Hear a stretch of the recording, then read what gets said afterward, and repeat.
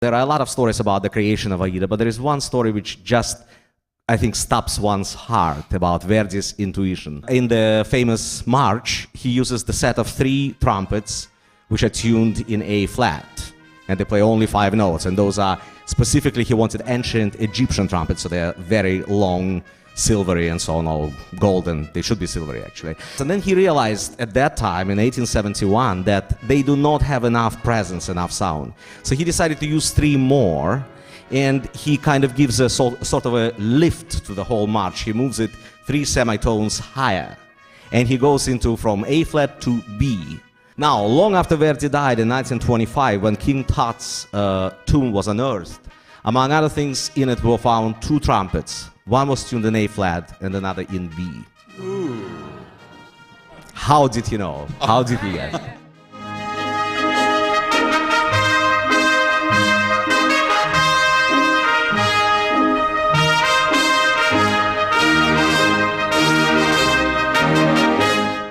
Aida is remarkable. I think there's a good reason why the opera is so extremely popular.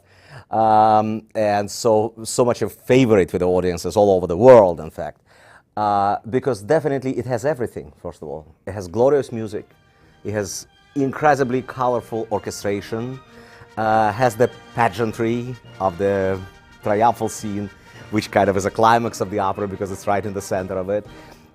It also has an incredibly beautiful story, and a very simple love story. Together with, indeed, with the pageantry of, I think we have about 160 people on stage in the triumphal scene. It's really grand opera, almost in a Zeffirelli style, and that's the way to do Aida. It has to be done that way. Let's do one more time.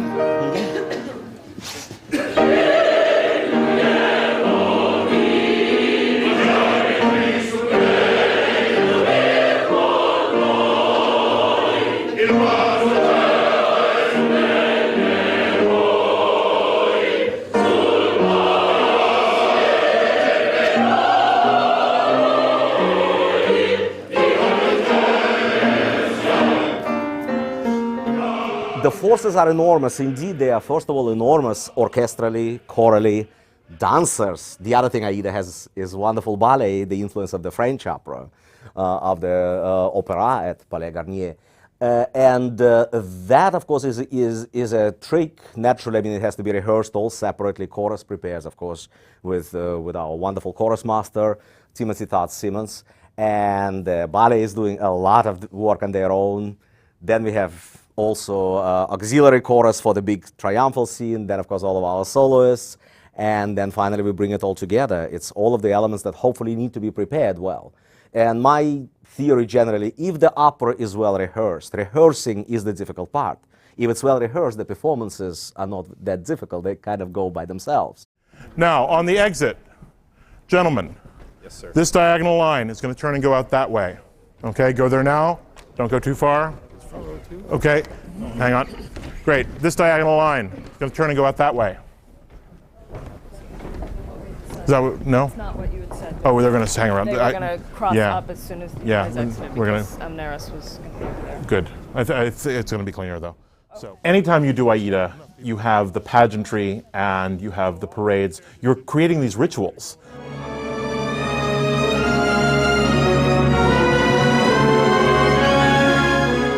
We have that opportunity with this great grand music to just sort of fill the stage with energy, and with, you know, the triumphal scene is really celebrating the return of Radames and the triumph of Egypt. One thing that Michael Jürgens' set is different from a lot of Aidas that I've worked on is that it really is the arrogance of Egypt. It is clean, it is correct, it is, you know, pristine, and it is Egypt at the height of its powers. It's a cautionary tale. I think Verdi is warning his own community of Italy what happens when you become a little too full of yourself. But that's where the pageantry comes from. And you want to represent the different armies. You want to represent the church versus state, the priests versus the ministers. Very good. So auxiliary chorus comes in. Basically, they should have the same cue as Radames. Don't come in front of Radames. So time your walk in, and then once he's turned the corner, you can take bigger steps and move into that position. All right? Yeah.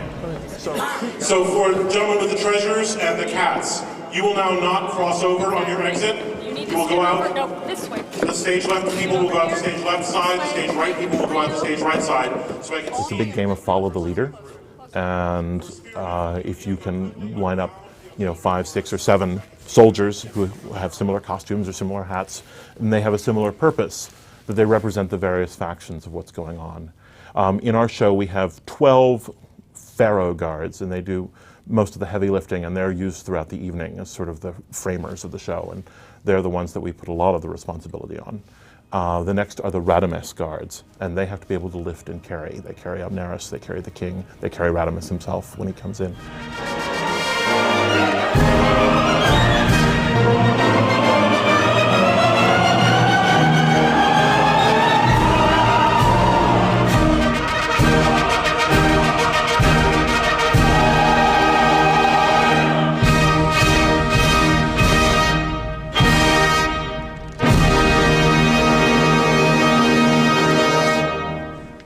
So those are some physical requirements of those roles. And then it's basically wanting to be able to fill that stage and fill that space with that energy.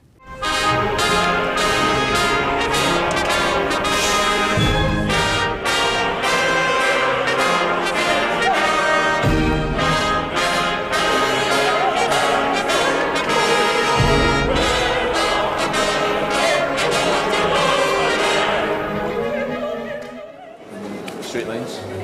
5, you just ran in 6, 7, and 1, and 2, 3, and 4, 5, 6, 7, and 8. What I really love about Aida is that it's truly representational of grand opera at its best. 8, 9, 10. 1. It's the culmination of all the arts. You have not only ballet, the literary factor, singing, orchestral, elements of scenic design.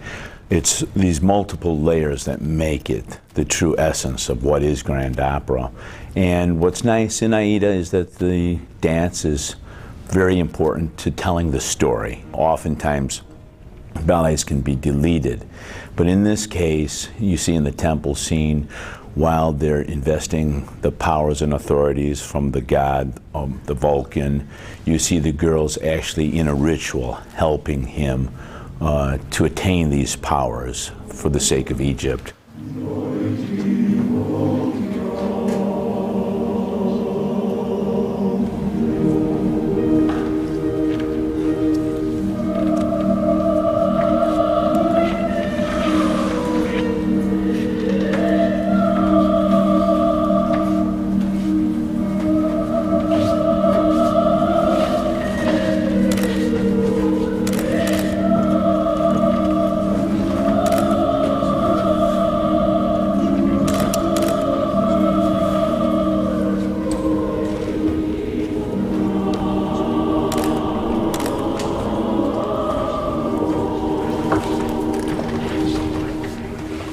Later, of course, in the triumphal scene, they're doing a dance of triumph to celebrate their victory over the war with Ethiopia.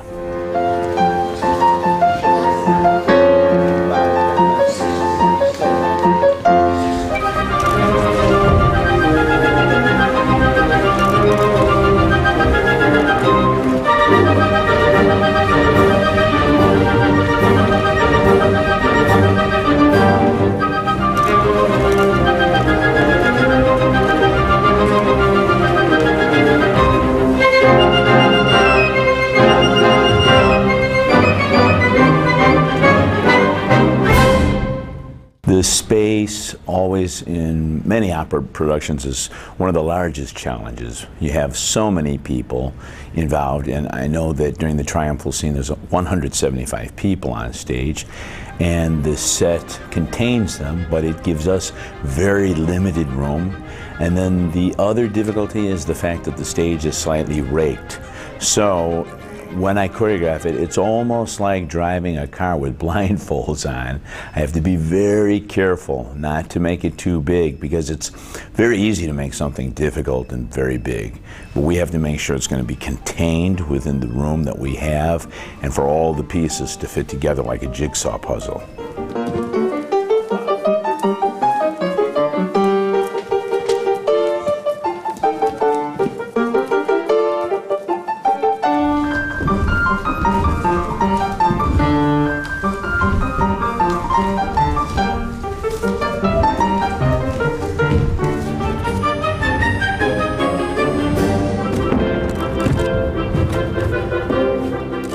actual choreography, I don't begin until I start right on the dancers in that amount of space so that I can push them to the farthest point to make it more exciting.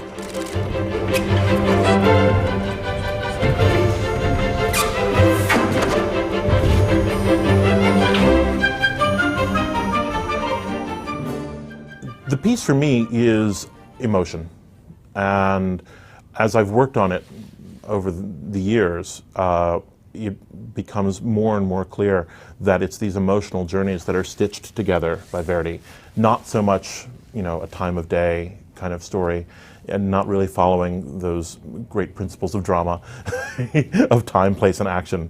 You know, it's all over the map. But it's the consistency of character. Let me introduce you to our singers, at least those who are here. We have our Ramfis, Reinhard Hagen, King of Egypt, Jose Galisa, Messenger, Kenneth Morris, and we have our Aida, Indra Thomas, Radames, Carlo Ventre, and Amneris, Mariana Pincheva. And we move on into the next scene.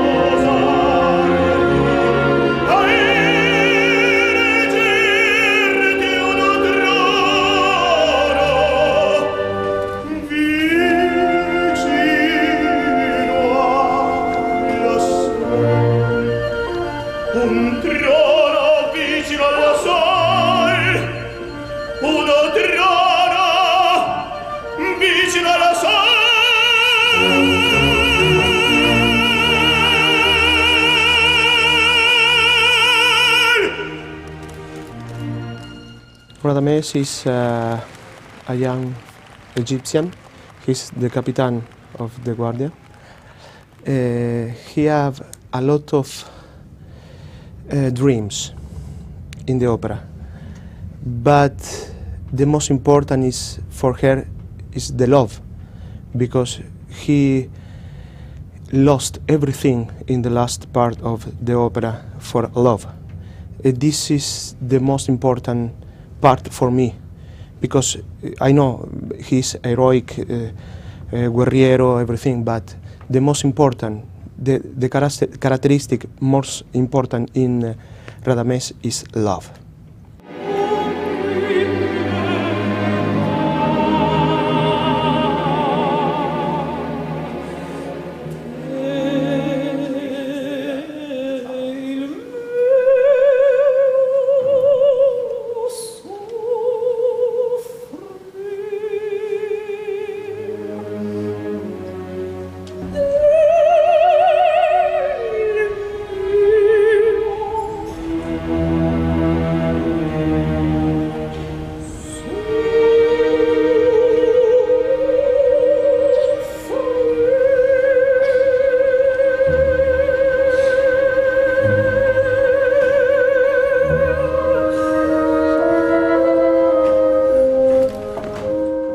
To kind of take what Carlos said about Radames, she pretty much is the same thing, and I think maybe this is why they attract to each other.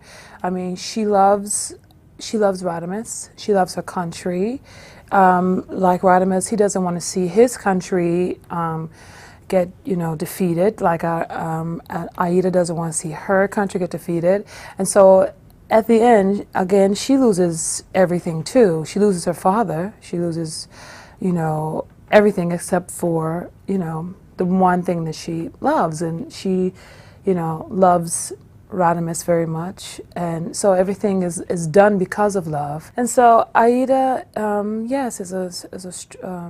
she's a slave, but she's different. She's like exotic and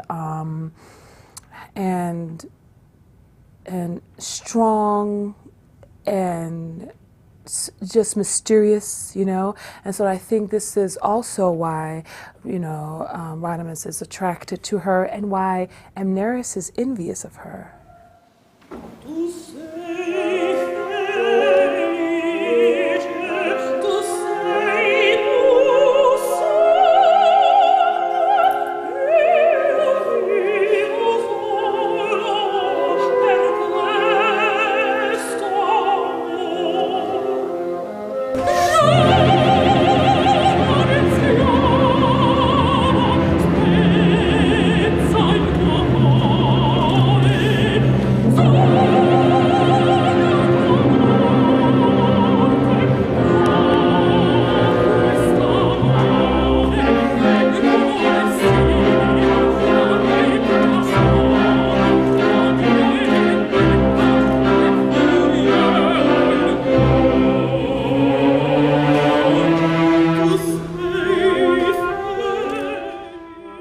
She's an Egyptian princess, and she fell in love with the wrong person. She loves Radames, and he's a very charming young man. I think he's the man who represents better the future of Egypt. He's very proud, he's very handsome. And Amneris, I think Amneris is a very intelligent woman too. She's ready to I don't know, to fall in love, to be really, to live with a real passion, her love. And just the Amneris is in love with the wrong person, and unfortunately he loves Aida. And that's all the problem. All the problem starts from that point.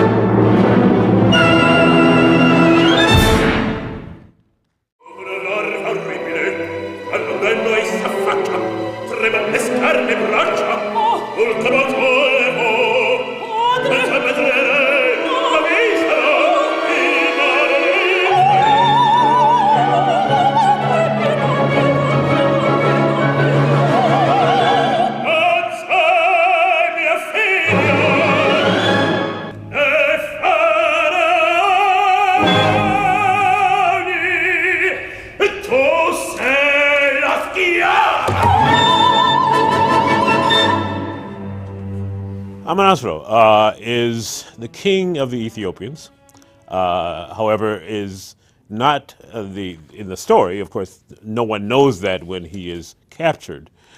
He and some of his people are captured by the Egyptians, and by Radames particularly, brought before the king of Egypt, and kind of paraded as prisoners. And Amonasro is a loyalist to his country, and will basically do anything to save his country. Seeing Aida in the presence of the Egyptians, he's happy to see her, of course, and of course she blabs that he is her father. And before anything else can happen out of her mouth, he stops her and says, "Hey, wait a minute! Don't betray me. You better not do that." So Amonasro, to try to shorten this up a little bit, is basically the character who creates a quandary for Aida. He convinces her, because of her mother and country, that she should do what he wants her to do, as in find out where the Egyptians are going to be going and how he can help to defeat them. And basically that's him. I often wonder whether he actually loves his daughter as much as he loves his country, and does what he needs to do, even with her, to save his country.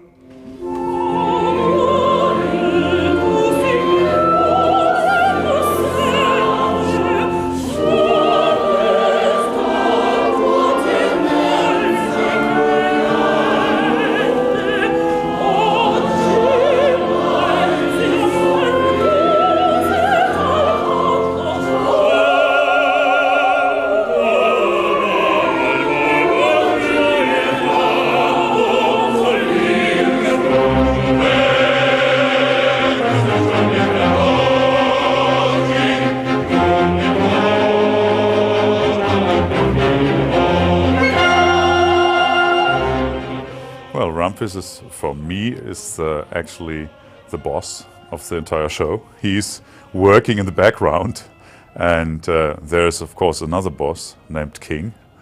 But the king is always gets probably instructions from Ramfis, how he has to act, how he has to react. So, and of course there are a couple of moments in this opera which haven't been planned, so Ramfis has to improvise.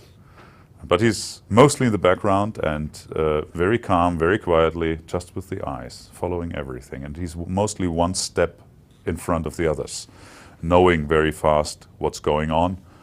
So he, for instance, he knows immediately that this prisoner, who seems to be the father, just the father of Aida, is Amonasro.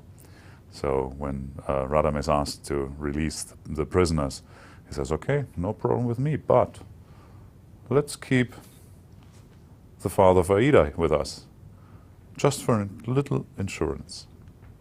So, and that he didn't do because just he was in this mood. No, he did it on purpose, because he knew this is Amonasro. His interest is simply power. He wants to gain power. He wants to have even more power, and the church which is behind him.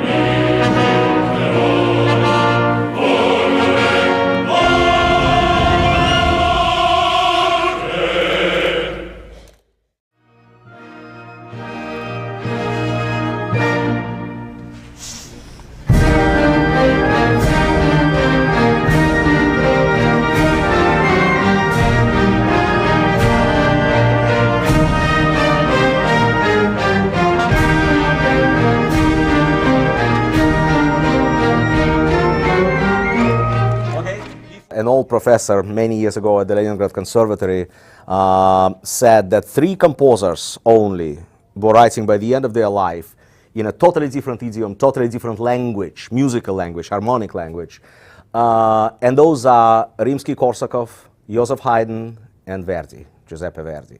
It's true, all composers, of course, develop over the years, especially if they live a long life. But these gentlemen started at a totally different world, musically speaking, in terms of form, in terms of treatment of instrumentation, even the sizes of orchestras and halls, as when they ended.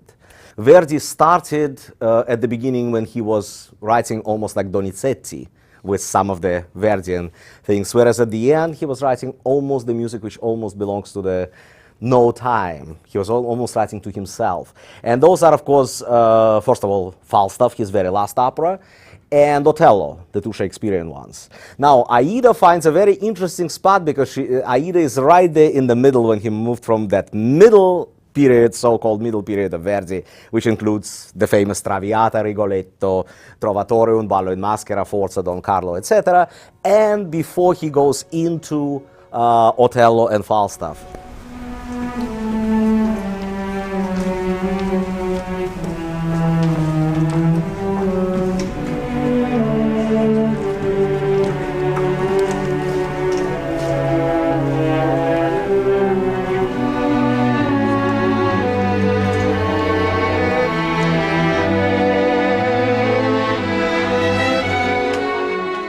And I think in Aida we already hear a lot of it. We hear a lot of Requiem, which comes soon after that. We hear a lot of Otello and Falstaff, and the detail, the inventiveness is remarkable.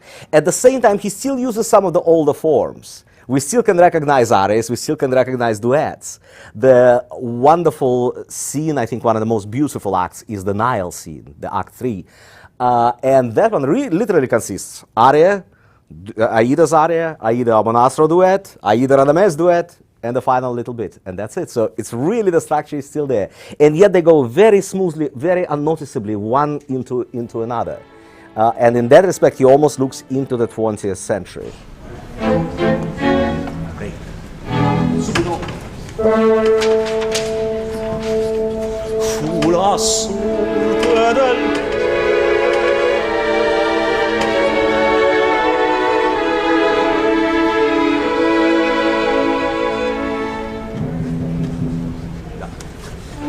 Yeah, that works. Thank you. Great.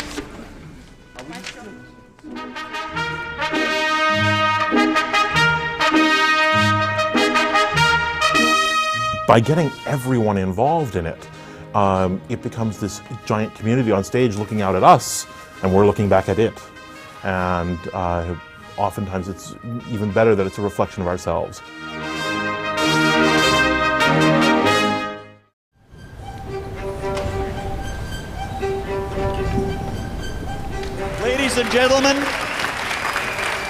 Ladies and gentlemen and students, this is a total of 358 people that it takes to put on Aida. Not included in that 358 are 45 additional staff members at San Diego Opera, the crew at the San Diego Opera Scenic Studio who helped build and paint this set in 1996, the additional stagehands who loaded in the set, and the stitchers and crew of the San Diego Opera Costume Shop who made all of the alterations on these gorgeous costumes. Let's hear it for this great production of Aida. Bravi.